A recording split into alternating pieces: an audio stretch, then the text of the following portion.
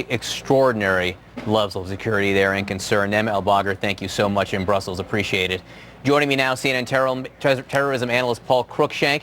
Phil Mudd is the former deputy director of the CIA's Counterterrorism Center, and Daveed Gartenstein-Ross, the director of the Center for the Study of Terrorist Radicalization. Thank you all so much for being with us. Paul, I want to start with you. This suicide vest apparently found in Montrouge. What are your sources telling you? Well, the big question is, did this belong to Saleh Abdeslam? It's believed that he jettisoned his car in the 18th district of Paris that night, a car that he'd been driving some of the attackers around a Renault Clio. Montrouge is in the south of Paris, but there's a direct metro line between the 18th arrondissement in the north of Paris and Montrouge in the south. Also, just in the last few minutes, Le Monde, a French newspaper, and BFM TV reporting that Saleh Abdeslam's cell phone was traced down to the Montrouge area of Paris. Some of these dots are now being connected. An indicator this may well have been his suicide vest that they have discovered in this area. Obviously, Phil Mudd, the search for Saleh Abdeslam, one of the most important aspects of this investigation right now. What if they don't get him? Look, at some point, this is going to have to transition from a law enforcement investigation to intelligence. Over the course of time, as they interview people, as they acquire more intelligence about a potential location in Brussels, if it turns out he's not there and we discover that he's in Syria, you're going to have the coalition, the French, the British, the Americans, try to determine where he is with enough precision to put a missile on him. I think as time passes, the likelihood we find him in Brussels slowly starts to decline, and the likelihood that intelligence professionals start to try to have to pick up information from ISIS Central increases. This is going to change over the course of the next week. Daveed, I want to ask you a big picture question now, because as this investigation continues and as they try to put to bed any possible terrorist threats that exist there in the city of Paris and around France, what about the bigger fight against the terrorist ideology? Is this something that France needs to do? What can they do?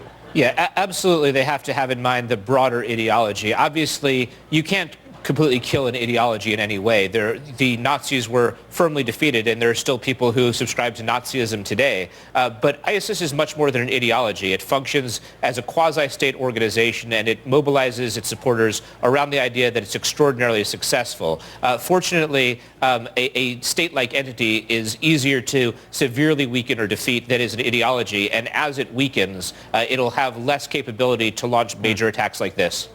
That's the hope, certainly. Paul, again, I don't want to obscure the headline right now. A suicide vest believed to be found in Montrouge, that's south of the main center of Paris right now. Also just getting word now that cell phone traces had traced Saleh Abdeslam perhaps to that area, so maybe there's a connection between his movements and that vest.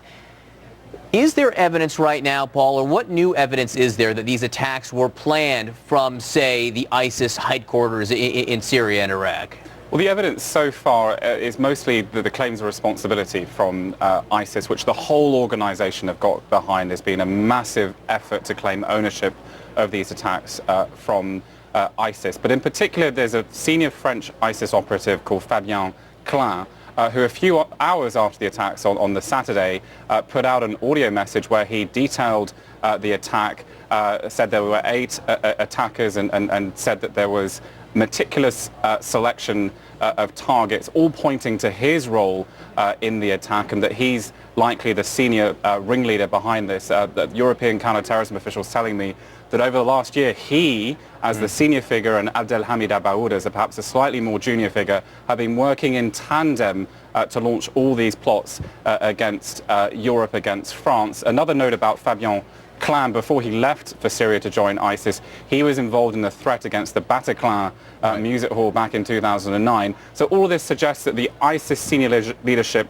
designated this French-Belgian group to organize these attacks. And this is just the start. I mean, the idea is that there are more attacks in the pipeline. European security officials really worried about that. That's why you see the concern in Brussels today. Phil, you know, obviously you are on the front lines in the battle against terror for much of the last 15 years.